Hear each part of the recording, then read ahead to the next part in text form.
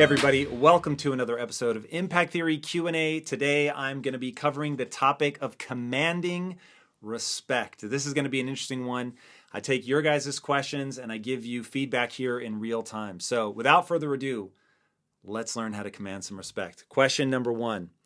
When dealing with older family members who raised you, how do you go about commanding respect when they have been your parental figure but still don't take you seriously no matter the effort you put into your goals? No matter how much you have achieved, no matter how many times you've proven yourself competent and capable, they still see you as the kid that cannot possibly understand the grown-up world and treat you as an incompetent child no matter your accomplishments. How can you personally move past that and break the older person's identity of you? Is it possible, and how? All right. I love this question because it gets to the heart of commanding respect. I actually think the idea of commanding respect is probably the wrong way to think about it. You're really going to be earning respect. You're going to be getting so good at something that you can't be denied. And this is one of those things that I say without judgment. I'm not saying that you're not talented. I'm not saying that you haven't demonstrated competence, but I am saying that if you can be ignored, the only way out of that is to continue to get better, get to the point, show it so many times that it is just self-evident. Now, I'm going to set aside insecurities for a second because it's entirely possible that what you're dealing with is their insecurity. But I never want to give up my power and say, oh, this is just on them. And if you find yourself doing that, I will say hit the brakes right now, because first and foremost, you always want to look at what you could be doing. So there's two things you could be doing. Upping your game, no matter how good you think you are, you're still being ignored. And so if we talk about getting so good that they can't ignore you, then we know that we haven't achieved that yet. And then the second thing you can do is move on. And while I know that is brutally difficult to hear, if we're dealing with insecurities, then that may be the only solution. So first, I want to focus the most of our attention on this idea that you really can get so good that you can't be ignored. And I think a great example of this is Gary Vaynerchuk. Now, if you guys don't know his story, it's such a cool story of somebody who came up working for their father. Their dad, I'm sure, in many ways thought of them the same way, that, he was just a kid. And it got to the point where Gary saw an opportunity for him to do something in a completely different part of the business where he could establish himself. So now it was about an area that his father didn't understand, his father didn't have expertise, and Gary could show with results, point blank, that he was able to do something that his father wasn't. He took their liquor store business from something like $6 million in revenue to, I think, almost $70 million in revenue. I mean, it was extraordinary in a relatively short period of time, just a few years, if I'm not mistaken. So that's the kind of thing. There's no way, no matter how insecure the other person is, no matter how they may have their own problems emotionally soothing or staying centered or getting their ego out of the way, whatever the things are that they're dealing with, there's no way to look at those numbers and not say, all right, clearly what he was doing is working. And to me, that is where you have to get. You've got to get to the point where it would just be absurd to anybody looking at that situation to think that you weren't killing it. And what I've always done in my own life is say, hey, I might be outperforming somebody, but if I'm not absolutely positively dunking on them, burying them with results, leaving them so far behind, 10x, 20x, better than the next person, then I need to keep going. I need to focus on me, building my skill set, and really burying people with results time and time again, day in and day out, weeks, months, years of performance. Now that begs the question, we're back to part 2 now, am I investing this insane amount of energy, which is what it is going to require, a level of energy that other people think is crazy, obsession, mental illness, whatever it is that they think about it? You need to make sure that you're applying that level of energy to the place where it makes sense to apply that energy. Now, I don't know your parents. I don't know if this is a family business. I don't know all of the dynamics at work. And it's impossible for me to say with certainty whether this is a you need to do something or they need to do something.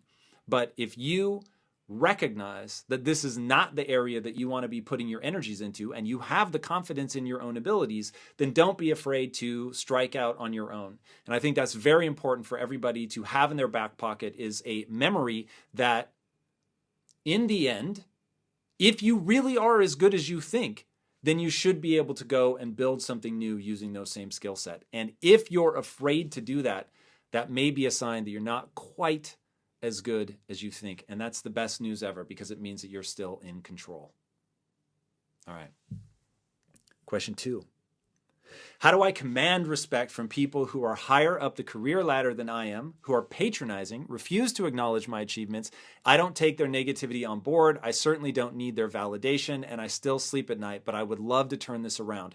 Previous attempts have made me appear everything from pathetic to arrogant, but it's a challenge I want to win, and I'm intrigued as to how this would be answered. Okay, this is my life. This is the exact thing that I went through.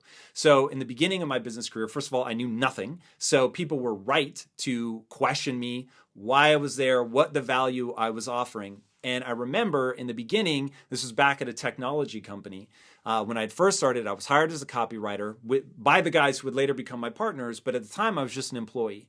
And people were asking, who's the kid in the server room? I was the youngest person in the company. Nobody took me seriously. I was working in an office where everybody had floor-to-ceiling windows with a view of the Pacific Ocean. It was absolutely stunning, except for me. And I was put in the server room, which is the sort of business equivalent of Harry Potter living under the stairs. I didn't have any windows. I remember being so embarrassed bringing my wife to the office because there were no windows. I didn't even have like a proper desk. I just sat in a room full of the servers that were running the technology that we were building. And I thought, okay, nobody takes me seriously. I remember one guy, we ended up letting him go, and he was so pissed that I was in the room during his termination. And so there was a lot of sort of pressure against me. People thought that, rightly so, by the way, in the beginning, that I didn't know what I was doing. And it took so much time and energy to grow and get to the point where I was adding enough value that I couldn't be denied. And that took me years. But I put in that work. I picked the things that I wanted to get good at. I put an inhuman amount of effort. I'm talking working to the point where my wife finally had to pull me aside and say, you're now damaging the marriage. You were working so much. So I recognized that what this was a game of skill set. And if a normal person was going to be convinced of my skills, say at point C, these guys weren't going to be impressed by my skills until point Q. Fine. I'm aiming for point Z. And I'm going to go that hard. I'm not going to ask permission. I'm going to really try to add value. I'm not going to see this as antagonistic. I'm not going to take anything on. I'm not going to see fuck them and I'm just trying to beat and crush them. What I wanted to do was get so good that I could deliver so much results, tangible results for the company, that people would want me on their team, and that more and more people would covet to have me help them, that I would reach out to people and try to add value to them, even if it wasn't my job, and just see what are the things that I can do to help. And by adopting that attitude, knowing that as I was helping people, I was getting better, I was becoming more valuable, I was taking things on myself, I was trying to look beyond my job description, I was just trying to get so freakishly good that one, I could go anywhere if I wanted to. I didn't have to stay in that company. Two, if I'm honest, at that point, what I was trying to do was earn equity in the company. So for 5 years, I didn't ask for a raise. I just put my head down, and all I wanted to do was become a partner. And I was just learning and learning and learning and learning. And if somebody made fun of me, dunked on me, yelled at me, whatever, I just fucking self-soothed. That was the big thing, was I realized one of my superpowers was I could self-soothe faster than anybody else. I could focus on skill acquisition, and I tied my identity entirely, my entire ego, all of my pride was around getting better. And by focusing relentlessly on skills, not worrying about other people, in fact, trying to help them, take on way more than my job description, put time in nights, weekends to learn a skill set that I knew would be valuable to the company, and I wasn't even asking for anything in exchange. I just wanted to prove that I could get so good that they were better off offering me a piece of the company than losing me to somebody else. And that's that thing. It's become so frowned on in this culture to work more than you're being compensated for. And I'm telling you right now, if you really want an extraordinary life, trying to optimize for your dollars in the short term is a losing proposition. You want to over-deliver consistently at a freakish level. And then, when you've done that, then you can make real demands that will change your net worth forever. That's commanding respect. All right, question 3. I have practiced many times my body language and the things I want to say as well as the manner I should have.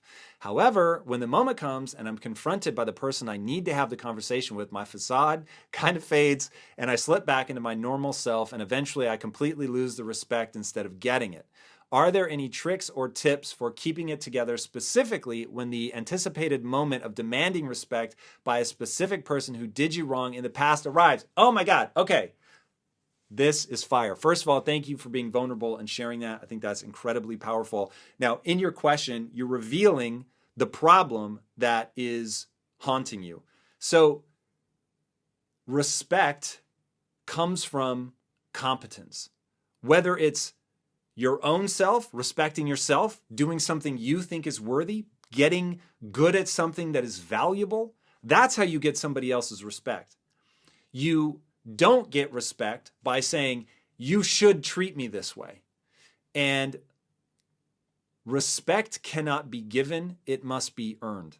And I remember hearing that at the beginning of my career and thinking, fuck, man, like, I can't just go to somebody and say, hey, don't be a dick. Like, you need to treat me better. And that got me nowhere. It makes you look weak. Like you said, I mean, you literally put in the question where my facade kind of fades and I slip back into my normal self, and eventually I completely lose the respect instead of getting it. Okay? This is a game of confidence. To be confident, you must actually be good at something. I'm sure you've heard the phrase that confidence comes from competence. Okay? The same with respect.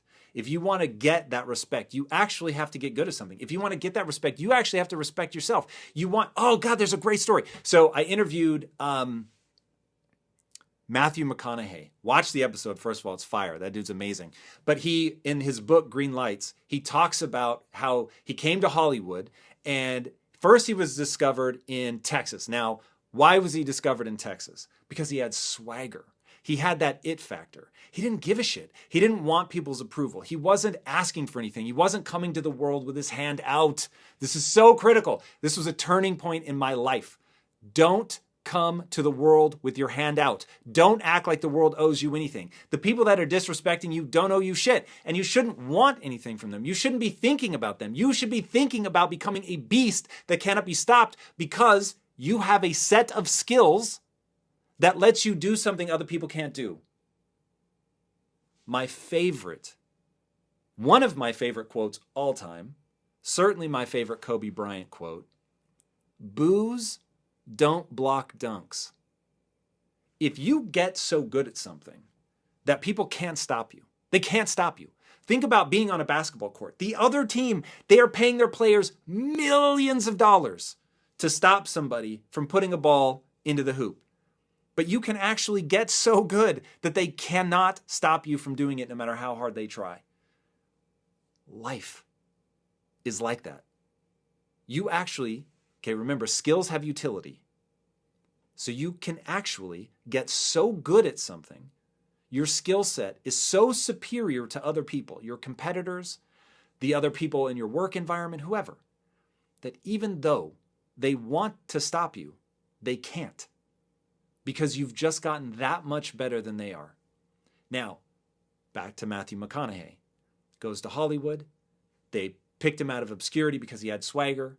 He goes there and all of a sudden he loses that swagger. And before his agent, I guess, would let him go to his first audition, he said, no. I can see that you've got your hand out now, that you want something from this town. So he sent him on like a 2-month motorcycle journey across Europe or some crazy shit like that. And he said, when you're ready and you no longer want anything from this town and you can just walk in, be you, totally unapologetically, then we'll start sending you out on auditions. He did it. He comes back. He's got his swagger. He sends him in, and obviously the rest is history. man, that shit is hard. And I know that people want an easier path forward, but the reality is you have to get so good you can dunk on even the people trying to stop you. That's just the truth. And when you do that and you're no longer wanting other people's respect, you don't care about that, all you're doing is investing in skill set, then it will pay off. All of a sudden, people will respect you. And by the way, be kind to people. Extend that respect to those that have earned it, of course. But don't be cold or cruel, even when people are being that way to you. I can't tell you how much that will pay off in the end. All right. That's the key. Get that swagger. This video was brought to you by our very own Impact Theory University. For more information, be sure to check out the description below. Question 4. Hello. I would like to know what kind of things one should do in order to command respect. How should one handle situations to receive people's respect? What body language commands respect? Can respect and kindness go together? If so, how to find a good balance? I have noticed that when I'm too nice, I don't receive respect. However, when a mean side comes out, people show respect. Oh my God. I need to shout out Patty. Patty, you pick fire questions. These are amazing. All right, I want to zoom in on a part of this question. So it is absolute bullshit that being nice causes people not to respect you and that being mean gets you respect. What being mean will do is get you a change in behavior. And you can display dominance by being aggressive or by being mean. And I'm not saying there's not a time to display dominance. We'll do a whole episode on dominance, Patty. But kindness is how you build teams. Connection, wanting other people to win. Celebrating other people, lifting them up. I can think of few ways to get it's not respect. I can think of few ways to get people to want you on their team that are more effective than helping, celebrating, cheering for them, being kind. This sounds stupid, but I have yet to find a better way to say this. Filling your heart with love. Like you go into a situation and you just want the people around you to win. Now, that doesn't mean that you don't show up every day like the hardest core motherfucker there is, playing to win, being ultra intense, setting a standard, and expecting people that want to draft on you to play at that same level. But you should be able to have maybe even more kindness for the person that's struggling to do that, the person that is maybe paralyzed or overwhelmed, that even as you're going that hardcore, that people can see that you actually care about humans, that it isn't just who's got something that they can do for me, who's going to be able to lift me up and help my project, but you're looking for ways to help other people. You're going out of your way to be kind to people. That stuff is worth its weight in gold, but you're never going to get people's respect until you're actually good. So now imagine being the best on the team and being kind to the worst player. That's probably not the right way to think about it. I'm going to tease two ideas out. I think you do need to hold the worst player accountable. But John Wooden, one of the greatest basketball coaches of all time, said that he would judge people when he was scouting a high school player, that there were times where he would intentionally have like the janitor or the water boy or something spill water around a player he was recruiting because he wanted to see how they would react. And if they were a jerk to that person, he wouldn't bring them on the team because he knew it's not just about finding the best players. It's about finding people that can work together, finding ways to create harmony. Let's talk about Michael Jordan. Phil Jackson said that until he helped Michael become a leader, they didn't win championships because Michael was so antagonistic. And look, Michael was hard on people his whole career. Don't get me wrong. But he said he had to help Michael understand that he had to play as a team, that this couldn't be just about Jordan. And now if you look at the things that Jordan talks about, he always credits the team, the team, the team. I was a part of a winning team. And he'll rattle off the players by name. And if you read 11 Rings by Phil Jackson, he talks about that transition that Jordan went through. And that to me is extraordinarily telling of greatness, that you get yourself good, extraordinary, to the point where people can rely on you. You're really pursuing greatness. You're pushing other people to achieve greatness, but you're not doing it at the expense of kindness. And so when I'm being aggressive, and there is no question, I think my team will be the first to tell you that I can be very aggressive. My aggression always comes out in two forms. One, what's our goal? And are we actually doing the things that we need to do to achieve it? And then two, we have a culture. And the culture at Impact Theory is designed to help us achieve our goals. You can't work at Impact Theory unless you buy into the culture. And I would expect people to hold me accountable to that culture as quickly as I hold them accountable. But let me tell you, I show up every day leading because I'm the right person to lead, not because I'm the CEO. And because I approach it like that, because I'm trying to outwork everybody, because I'm trying to have, in my area, a deeper skill set than anybody, and then I'm showing kindness, generosity of spirit, it creates camaraderie and it allows you to create momentum. Momentum is definitely a whole nother episode unto itself. But that's the thing you want to bring together. I always tell people I'm looking for three things: grand ambition, the drive to see that ambition through, and compassion. Normally you see drive and ambition paired up with competitiveness, but I actually want people that can elevate other people. And I think that's a huge part of this. All right. Question 5.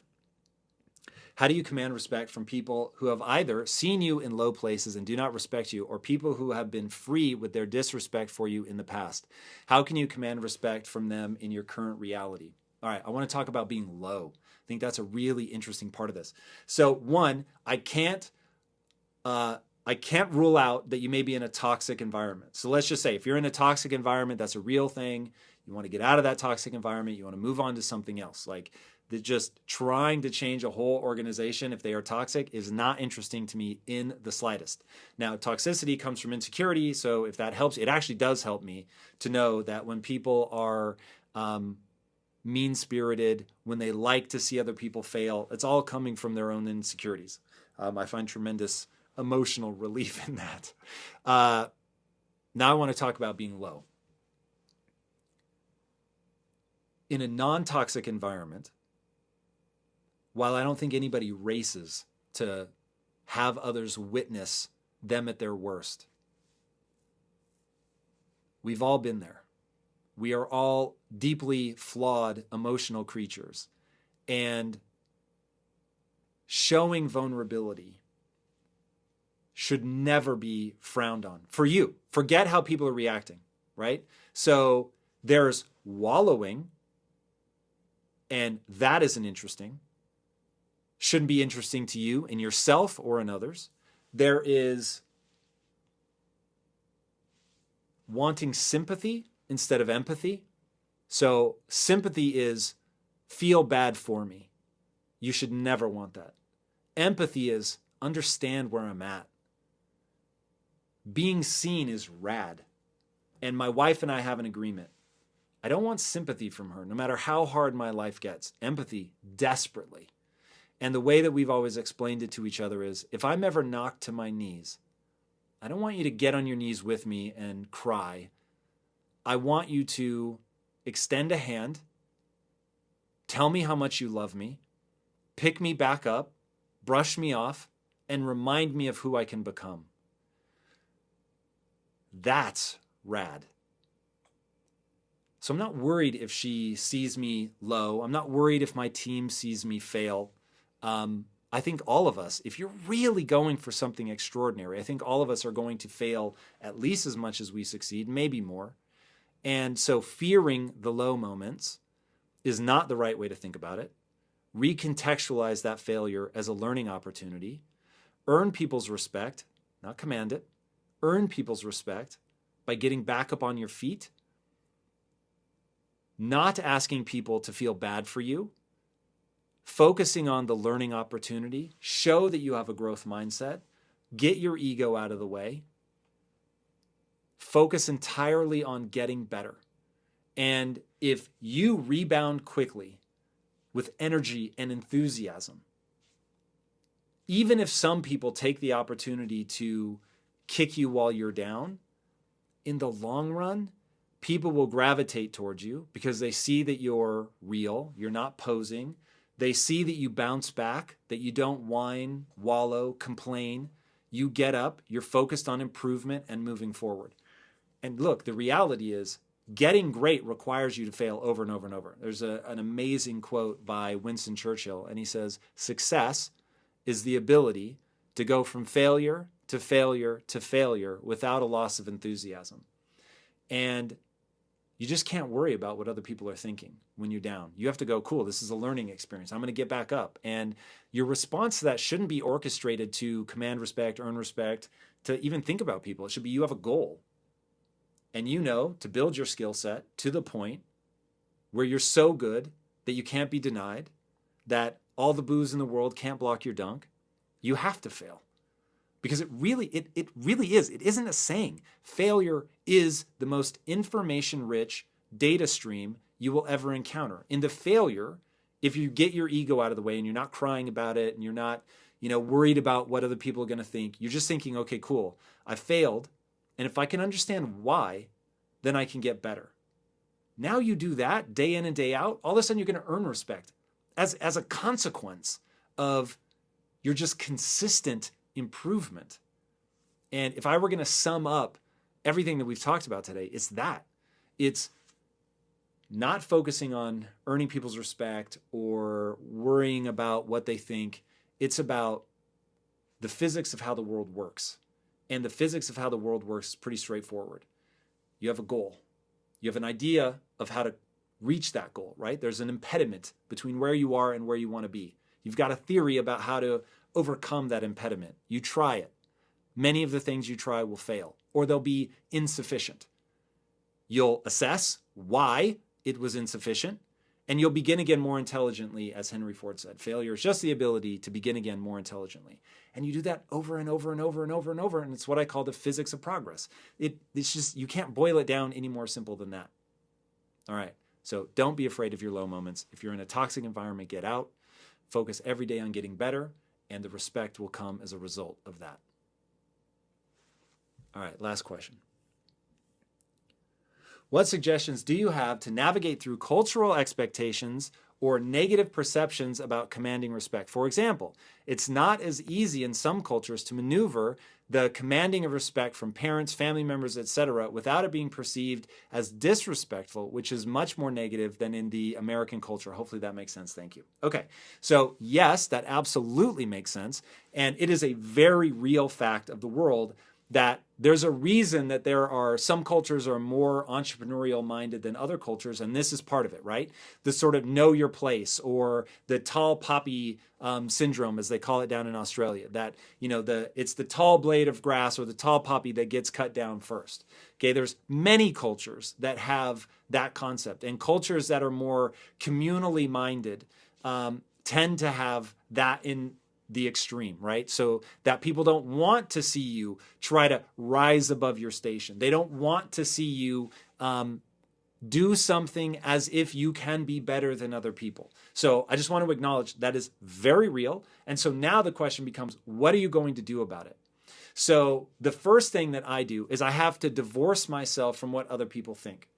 And once you divorce yourself from what other people think, you realize that they don't have nearly as much power over you as you thought they did. And it's only when you're trying to fit in their system, when you're like, for instance, if you need to live in their house, if you are relying on them for money, if they're your only emotional support, okay, those are ways that you get trapped. So my parents over my journey, and my parents were amazing. They have pushed me to exceed and excel and all of that. But there's no question that as I was growing and living a life that they had never imagined, that they couldn't imagine for themselves, that they vacillated between being worried for me, thinking I was out of my mind, and constantly telling me that I was pursuing the wrong thing. Not out of malice, out of love, which is oftentimes where this comes from. And I just finally had to flip a switch in my mind and say, I'm trying to live a life that is radically different from the life that they have lived. And so what makes me think that the value system through which they're trying to view me is going to lead me to where I want to go?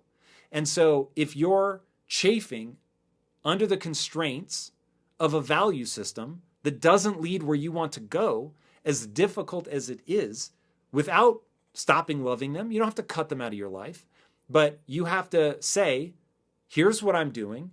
I'm doing it whether you want me to or not. I still love you, but I'm doing it whether you want me to or not. And it's okay if you're scared. It's okay if you don't like it. And then give them the chance to get on board over time. And if they're heckling you too hard, you may need to create that distance. You are going to have to build some boundaries. And it's just sort of the way it goes. If you guys know Nicole LaPera, she would be a great person to research in terms of somebody that has had to deal with family boundaries, building those boundaries so that she could build the life that she wanted.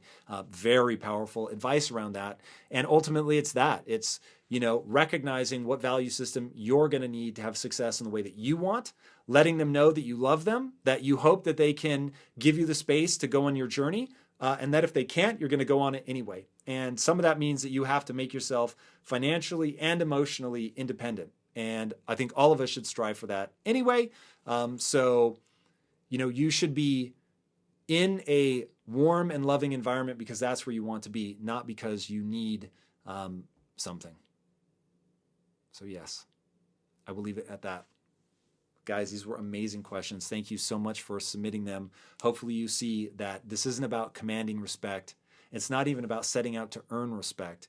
It's about getting so good that you can't be denied for your own reasons, because that's what your goals demand. And as a consequence of developing that competence, developing that confidence, being able to show kindness even to people that aren't showing kindness to you, and performing at a ridiculously high level, day after day, getting better year after year, that the respect will be just an echo of that. If you do that, I promise you, even if the people that you're around currently still are hating on you, you will be able to manifest things in the world through your skill set that other people just can't.